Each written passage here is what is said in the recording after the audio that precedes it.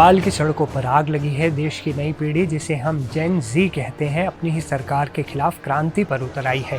संसद से लेकर सड़कों तक चक्का जाम है और हालात इतने बेकाबू हैं कि गोली चलाने के आदेश तक दिए जा चुके हैं। लेकिन सवाल ये है कि ये चिंगारी भड़की कैसे।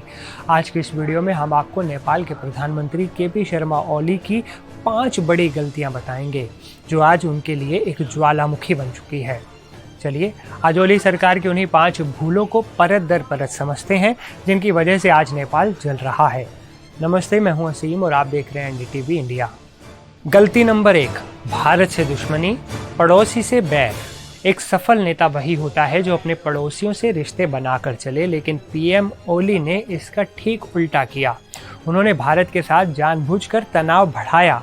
साल 2020 में ओली सरकार ने नेपाल का एक नया नक्शा जारी किया, जिसमें भारत के 3 इलाके कालापानी, लिपुलेख और लिम्पियाधुरा को अपना बता दिया। ये एक ऐसी आग थी जिसने सदियों पुरानी रोटी बेटी के रिश्तों में खटास ला दी। इस कदम से नेपाल की अर्थव्यवस्था को भारी नुकसान हुआ। भारत से आने वाले जरूरी सामान, ईंधन और दवाओं की किल्लत होने लगी, जिससे आम जनता में गुस्सा भड़क गया। आलोचक कहते हैं कि यह फैसला नेपाल के हित में नहीं, बल्कि चीन को खुश करने के लिए लिया गया था।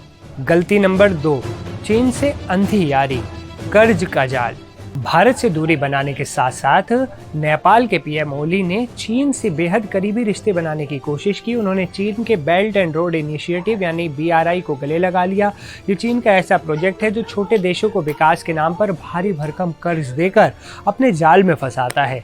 ओली ने नेपाल में कई चीनी प्रोजेक्ट्स को मंजूरी दी, जिससे देश पर कर्ज का बोझ आसमान छूने लगा। विपक्ष ने उन्हें चीन का एजेंट तक कहना शुरू कर दिया। ये दोस्ती नेपाल को इतनी भारी पड़ी कि देश की संप्रभुता और विदेश नीति तक खतरे में पड़ गई। गलती नंबर 3, हिंदू राष्ट्र की मांग को ठुकराना। नेपाल दुनिया का एकमात्र हिंदू राष्ट्र हुआ करता था। आज भी वहाँ 80% से ज़्यादा आबादी हिंदुओं की है, जो अपनी सांस्कृतिक पहचान को लेकर बहुत भावुक है। 2008 में नेपाल को एक धर्मनिरपेक्ष देश बना दिया गया, लेकिन इसे फिर से हिंदू राष्ट्र बनाने की मांग हमेशा उठती रही। पीएम ओली ने इस मांग को पूरी तरह से अनसुना कर दिया। उन्होंने अपनी वामपंथी विचारधारा को आगे बढ़ाया और नेपाल की सांस्कृतिक जड़ों से खुद को दूर करते चले गए। इसका नतीजा ये हुआ कि उनका पारंपरिक हिंदू वोट बैंक उनसे छिटक गया और विपक्ष को हिंदू विरोधी ओली के खिलाफ एक बड़ा हथियार मिल गया। गलती नंबर 4, लोकतंत्र पर सर्जिकल स्ट्राइक। एक प्रधानमंत्री का काम होता है देश की संस्थाओं जैसे संसद और सुप्रीम कोर्ट को मजबूत करना, लेकिन पीएम ओली पर आरोप लगे कि उन्होंने इन संस्थानों को ही कमजोर करना शुरू कर दिया। उन्होंने 2 बार संसद को भंग करने का विवादित फैसला भी लिया, जिसे बाद में सुप्रीम कोर्ट को असंवैधानिक करार देना पड़ा।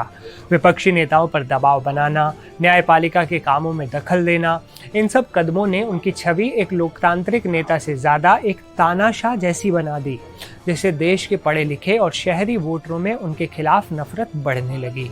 गलती नंबर 5, भ्रष्टाचार और जेन जी पर आखिरी वार। ओली सरकार पर भ्रष्टाचार के गंभीर आरोप लगे। एक तरफ देश के युवा बेरोजगारी और महंगाई से परेशान थे, वहीं दूसरी तरफ सरकार घोटालों में घिरी हुई थी। ये गुस्सा अंदर ही अंदर सुलग रहा था और इस सुलगती आग में घी का काम किया ओली सरकार के एक फैसले ने। जी हाँ, सरकार ने फेसबुक, इंस्टाग्राम और एक्स जैसे सोशल मीडिया प्लेटफॉर्म्स पर बैन लगा दिया। ये फैसला आज की जेन जी के लिए उनकी आवाज़ छीनने जैसा था। इसे उन्होंने अपनी अभिव्यक्ति की आज़ादी पर सीधा हमला माना।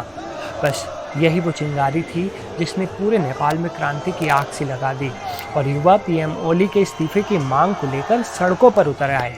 हालांकि ओली ने तो इस्तीफा नहीं दिया, लेकिन उनके गृह मंत्री ने इस्तीफा दे दिया। तो दोस्तों, ये थी वो 5 बड़ी गलतियाँ। इन गलतियों का ही नतीजा है कि आज पीएम ओली की कुर्सी खतरे में है।